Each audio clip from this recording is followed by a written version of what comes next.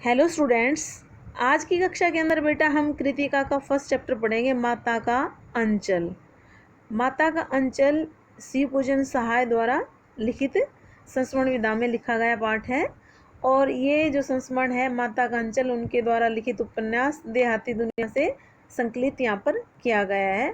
इनके द्वारा उपन्यास है देहाती दुनिया, और देहाती दुनिया नाम से ही पता लग रहा है, यानी एक ग्रामीण परिवेश, एक ग्रामीण अंचल का वहाँ उन्होंने वर्णन कर रखा है, और वहीं से ये आपका उठाया गया ये लेख है।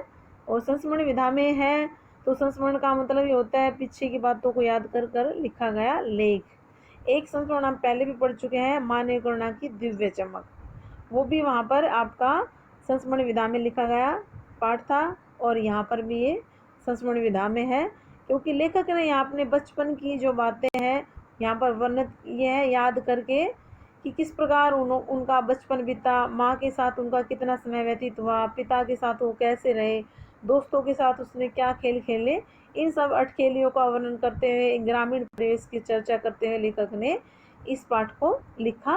तो शिव पूजन द्वारा लिखित इस पाठ को हम पढ़ते हैं बेटा, लिसन केयरफुल्ली। देखो शुरुआत भी लेखक ने कविता की पंक्तियों से इसकी शुरुआत की है, और एक तरह से देहाती परिवेश जो है यहाँ इन पंक्तियों में झलकता भी है। जहाँ लड़कों का संग तहाँ बाजे मृदंग, जहाँ बूढ़ों का संग तहाँ खर्चे का तंग, यानी जहाँ लड़कों का युवाओं का साथ होगा, लड़कों का आपस में रहेगा, तो वहाँ पर क्या होगा, मौज मस्ती होगी। मृदंग होता है एक तरह से बजाने का वाद्य यंत्र होता है, यानी वो मौज मस्ती से भाव है कि लड़के जहाँ इकट्ठे होंगे वहाँ मौज मस्ती करेंगे, मृदंगबाजी करेंगे। और जहाँ बूढ़ों का संग, अतः जहाँ वृद्धजनों का संग होगा वहाँ खर्चे के लिए हमेशा हाथ तंग रहेगा, यानी बूढ़े व्यक्ति के ऊपर हमेशा खर्चा ही होगा। या यहाँ पर एक जो बचपन की छवि यहाँ लेखक ने उभारने की कोशिश की है कि बच्चे या युवा किस प्रकार मौज मस्ती में रहते हैं, और बुजुर्ग व्यक्ति बेशक से वो घर परिवार के लिए क्या होता है, छाव होता है, पर थोड़ा सा वहाँ पर लेखक ने कि क्या बताया कि वहाँ पर खर्चे ही होंगे, यानी वृद्ध व्यक्ति है तो कहीं ना कहीं उनके ऊपर हमें कुछ इन्वेस्ट भी करना पड़ेगा। तो देखें, हमारे पिता तड़के उठकर निपट नहाकर पूजा करने बैठ जाते थे, हम बचपन से ही उनके अंग लग गए थे। देखो, अपने पिता से लेखक ने शुरुआत की है पाठ की, बेशक से यहाँ पर लड़कों और बूढ़ों का वर्णन कर दिया, एक ग्रामीण झलकियाँ दिखाते हुए लेखक ने पाठ को आगे बढ़ाया है कि मेरे पिताजी सुबह तड़के से अभिप्राय सुबह उठ जाते थे और पूजा पाठ करने लग जाते थे नहा धोकर, और हम भी उनके अंग लग गए थे, यानी उनकी गोद लग गए थे, उनके साथ साथ पूजा में बैठ जाते थे। माता से केवल दूध पीने तक का नाता था, इसलिए पिता के साथ ही भी हम भी बाहर की बैठक में ही सोया करते थे, यानी माँ के पास उनका सोना या रहना कम ही रहता था, यानी पिताजी के वो लाडले थे, उन्हीं के साथ पूजा पाठ करना, उन्हीं के साथ सोना, ये सब उनका चलता था। माँ से केवल दूध पिया, खाया पिया, और सीधे बाबूजी यानी पिताजी के पास वो चले जाते थे। वह अपने साथ ही हमें भी उठाते, साथ ही नहला धुलाकर पूजा पर बैठा लेते थे। हाँ, भभूत का तिलक लगा देने के लिए उनके दिक करने लगते थे, उनसे जिद करते थे भाई हमें भी भभूत का तिलक लगे, क्योंकि पूजा कर रहे हैं तो तिलक हमें भी लगाइए आप।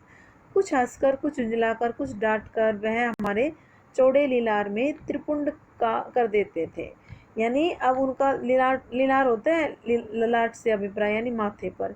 बच्चा था, जिद करता कि हमें भी तिलक लगाइए, तो उनके माथे पर एक त्रिपुंड का यानी अड्डी तिरछी रेखाओं से बना हुआ तिलक, जैसे शिव जी या भगवान वगैरह के माथे पर आप देखते हो, इस तरह के उनके माथे पर लाइनें यानी तिलक रूप में बना देते थे उनके पिता।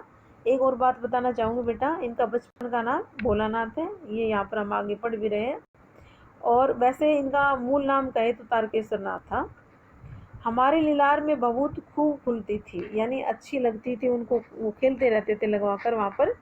सिर में लंबी लंबी जटाएं थी, बहुत रमाने से हम खासे बम भोला बन जाते थे, क्योंकि चोटी भी बनवाते थे, लंबी लंबी जटाएं थी, यानी बाल लंबे लंबे थे उनके, और ऐसा लगता था जैसे शिव जी भगवान ही खड़े हों। पिताजी भी हमें बड़े प्यार से भोलानाथ कहकर पुकारते थे, पर असल में हमारा नाम था तारकेश्वर नाथ। तो वास्तविक नाम कहे तो लेखक का क्या है, तारकेश्वर नाथ। प्यार से उनके पिताजी कहते थे भोलानाथ, और रियल नेम जिससे इन्होंने लेखन के क्षेत्र में उतरे वो था शिव पूजन सहाय।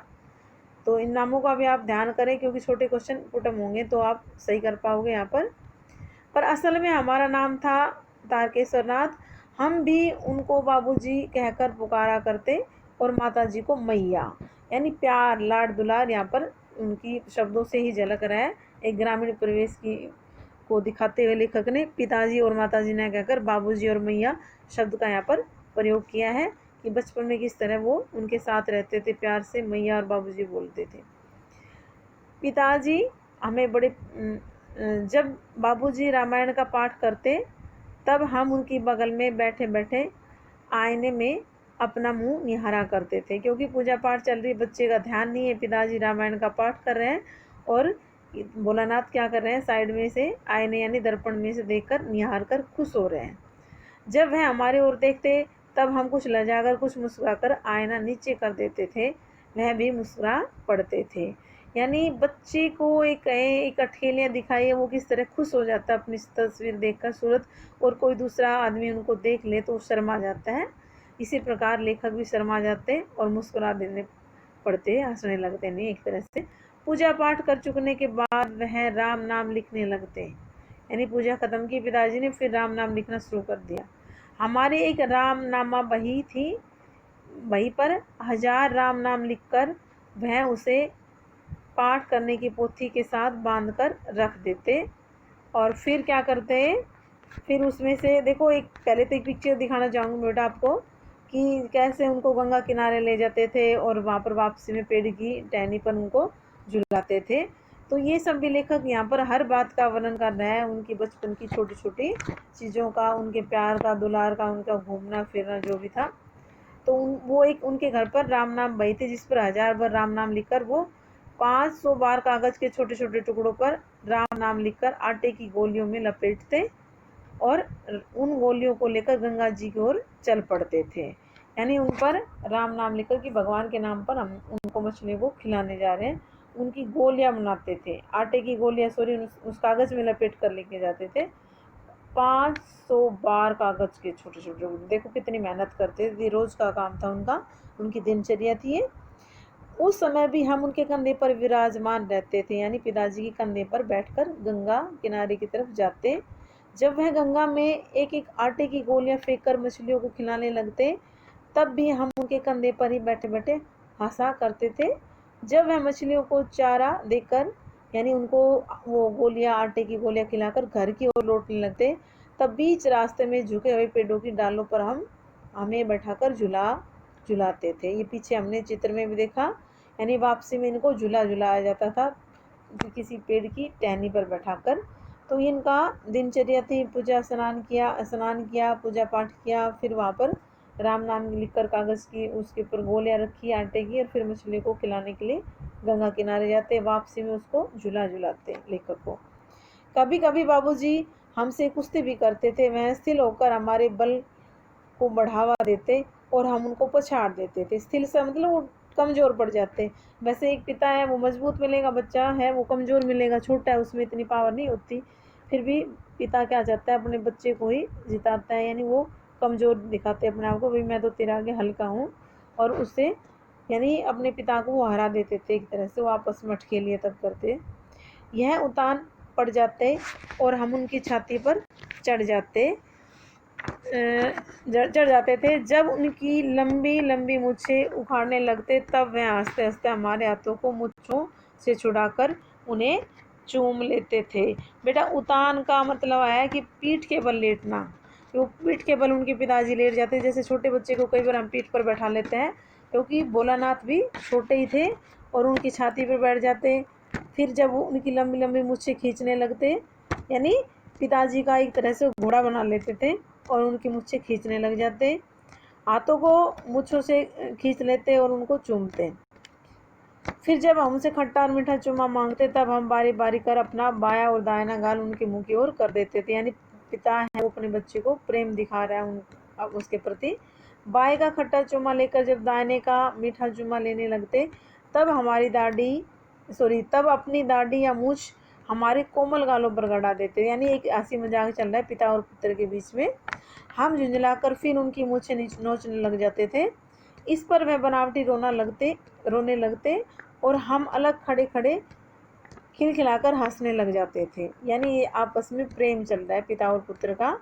वो कभी मुस्कुरा रहे हैं, कभी हंस रहे हैं, वो कभी मूछ खींच रहा है और वो कभी झूठ में मूठ में रो भी रहा है बच्चा कि आपने मेरे को मूछ चुबो दी। ये सब उनका चलता था। उनके साथ हंसते हंसते जब हम घर आ जाते तब उनके साथ ही हम भी चौके पर खाने बैठ जाते। वह हमें अपने ही हाथ से फूल के कटोरे में गोरस और भात सान कर खिलाते थे। यानी उनको एक तरह से कह सकते हैं वो खीर भी कह सकते हैं, क्योंकि भात होता है चावल और गोरस होता है दूध। अब दूध में चावल तो डुबो कर खाएंगे नहीं, तो कटोरे में खीर भरकर उनको खिलाते थे। जब वो खाकर अफर जाते यानी पेट भर गए भाई अब और नहीं खाया जाएगा, तब मैया थोड़ा और खिलाने के लिए हट करती। मैं बाबूजी से कहने लगती, आप तो 2-4 दाने के कोर बच्चे के मुंह में दे जाते हो। इसे वह थोड़ा खाने पर भी समझ लेता है कि हम बहुत खा गए। आप खाने का ढंग नहीं जानते, सॉरी खिलाने का। बच्चे को मुंह भर कोर खिलाना चाहिए। यानी माँ को देखो बच्चे के प्रति विशेष प्रेम यहाँ पर उजागर हो रहा है कि पिता खिला रहे हैं। हालांकि पिता ने उसको खूब खिलाया, फिर भी माँ को संतुष्टि नहीं है। वो कहती है आपने तो बड़े बड़े ग्रास खिला दिए, बड़े बड़े इसको निवाले दे दिए, और इससे इसने क्या लगा, सॉरी छोटे छोटे दे दिए, इससे ऐसा लगा इसने ज़्यादा खा लिया हो, तो बड़े बड़े दो।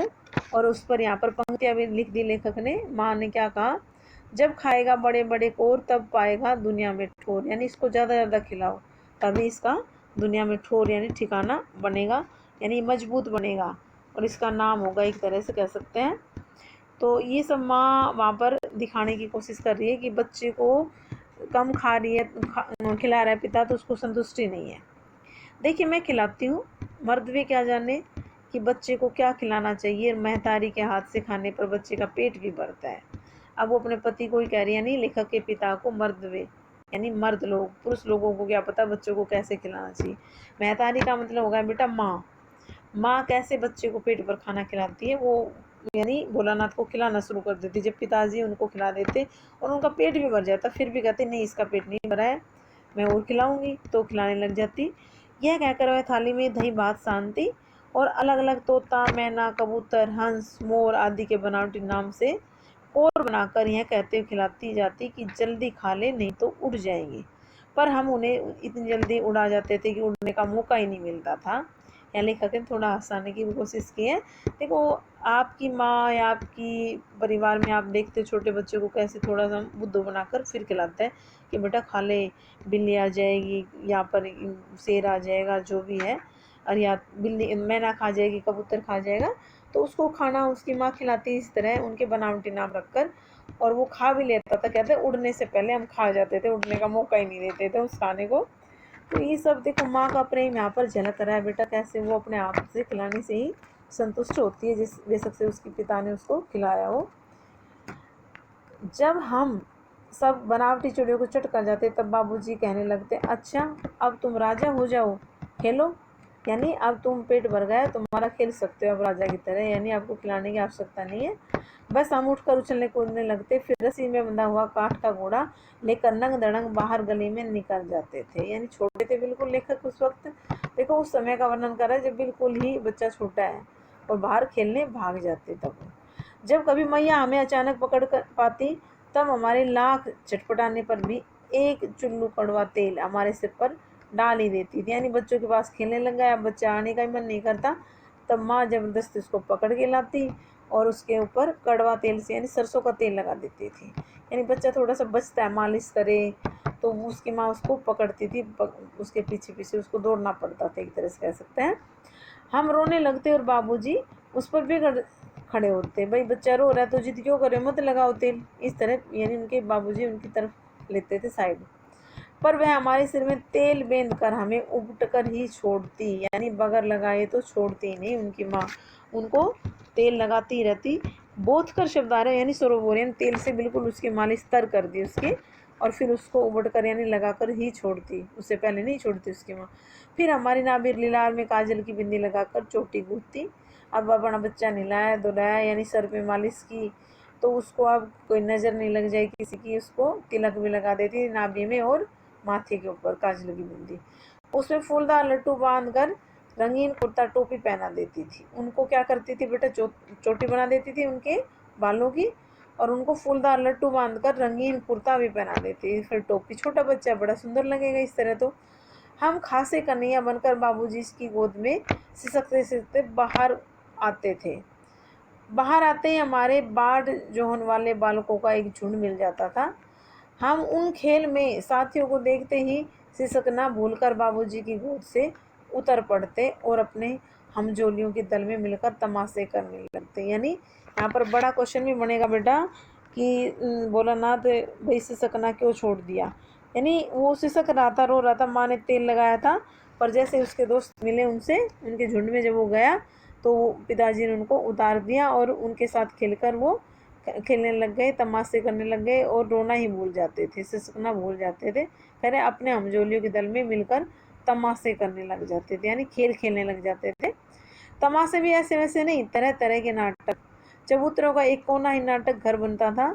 बाबूजी जिस छोटी चौकी पर बैठकर नहाते थे, देखो अब उसमें बच्चे हैं, आपस में बेटा खेल शुरू हो गया लेखक अपने दोस्तों के साथ। पिता का दिखाया थोड़ा वर्णन, फिर माँ के बारे में बताया, फिर अपने दोस्तों के साथ आ गया भाई वो किस तरह के खेल खेलते थे। हर खेल के बारे में यहाँ पर लेखक ने एक एक बात बताई बेटा, ध्यान से सुनते चले।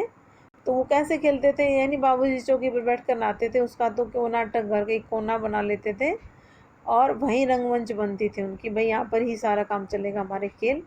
उसी पर सरकंडे के खंभों पर कागज का चंदोआ, यानी कागज उसके ऊपर लगाकर एक तरह से उसका आसमाना जिसको कहें वो लगाते थे। तान कर मिठाइयों की दुकान लगाई जाती थी, जिस तरह आप आम दुकानों पर देखते हैं आगे शामियाना तना हुआ होता है जिसको चंदोआ बोल देते हैं, तो वो बांध देते थे, कागज की कैसे रख देते थे पोल के ऊपर।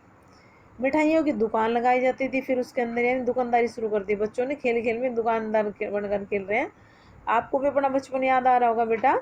उसमें चिलम के खोचे पर कपड़े के थालों में ढेले के लड्डू, यानी अब उसमें कहें कि जो हुक्का वगैरह पीते हैं उसके अंदर खोचे पर कपड़े के थालों में, कपड़े क्या बना दिए उसके अंदर थाल, भाई ये थाल है, उसमें लड्डू रखकर पत्तों की पूरी कचौड़ियाँ, गिल्ली मिट्टी की जलेबियाँ, फूटे घड़ों के टुकड़ों के पतासे आदि मिठाइयाँ सजाई जाती थी। देखो बच्चों के खेल अलग ही होते हैं, उस समय का परिवेश भी इस तरह का ही था कि वैसे रेडीमेड खिलौने ना होकर ये अपने घर में ही तैयार कर लेते थे इस तरह के खिलौने।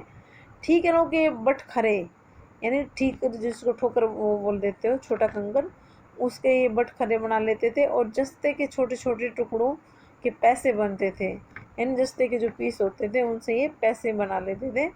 हम ही लोग खरीद कर और हम ही लोग दुकानदार, यानी हम ही खरीदने वाले और हम ही बेचने वाले। बच्चे कहते हैं ना एक बार भाई तुम दुकानदार बने हो मैं खरीदने वाला बनूंगा, यानी ग्राहक, तो कहते हैं हम ही दुकानदार और हम ही खरीदने वाले। बाबूजी भी 2-4 करोड़ ये पैसे खरीद लेते थे। अब बाबूजी क्योंकि उनके हर अटकेलियों में शामिल होते थे, उनके हर खेल में, और वो भी 2-4 यानी गोरखपुर पैसे खरीद लेते थे उनसे वहाँ से। थोड़ी देर में मिठाई की दुकान बढ़ाकर हम लोग घरुंदा बनाते थे। अब यानी आपस में दुकानदारी वाला खेल छोड़कर फिर दूसरा काम क्या करे, घरुंदा यानी मिट्टी के घर बनाने लग गए। बच्चों का मन करता है बेटा कभी कुछ खेलें कभी कुछ खेलें, तो ऐसे ही लेखक करते थे। धूल की मेड़, दीवार बनती और तिनकों का छप्पर, यानी धूल से वो क्या बनाते थे, दीवार बन गई भाई हमारी, और तिनकों का छप्पर लगा देंगे अब इसके ऊपर। दातून के क्या करते थे, खम्भे होते थे, यानी नीम की या किसी भी पेड़ की कह सकते हैं छोटी टहनियाँ दातुन के रूप में हो, उसी के खम्भे बन गए, क्योंकि तो छोटी सी दुकान बनाते थे। दिया सलाई की पेटियों को किवाड़ बन गए। अब दिया सलाई की जो पेटी होती है उससे इन्होंने किवाड़ का रूप दे दिया। घड़ों के मोहड़े की चुल्लू चौकी, यानी उस एक तरह से कह सकते हैं आप घड़े को तोड़कर चूल्हा चाकी बना देते थे। दिए की कढ़ाई, उसको कढ़ाई बना दिया वहाँ पर। और बाबूजी की पूजा वाली आचमनी कलछी बनती थी, यानी बाबूजी की पूजा वाली जो आचमनी थी वो कलछी यानी बनाने का कार्य शुरू कर दिया। हलवाई बन गए अब बच्चे, कहीं पर तो पलटा ले रखा है, कहीं पर उन्होंने कढ़ाई ले रखी है और उसको चला रहे हैं। तो ये अब इनका खेल खेल में बच्चों का क्या बन गया, एक तरह से खाना भी बन गया यहाँ पर। फिर क्या करते थे बेटा, देखो यहाँ पर कलछी बनाई, पिताजी की जो पूजा वाली आचमनी थी जिससे वो रखते थे पूजा वगैरह करते थे, तो उसको एक तरह से पलटे का रूप दे दिया। पानी के घी। अब पानी से बच्चों ने क्या कर दिया भाई, ये तो घी है, घी की जगह डाल दिया हमने धूल के पिसान, यानी मिट्टी को क्या कर दिया, आटा एक तरह से रूप दे दिया, भाई ये आटा है हमारा।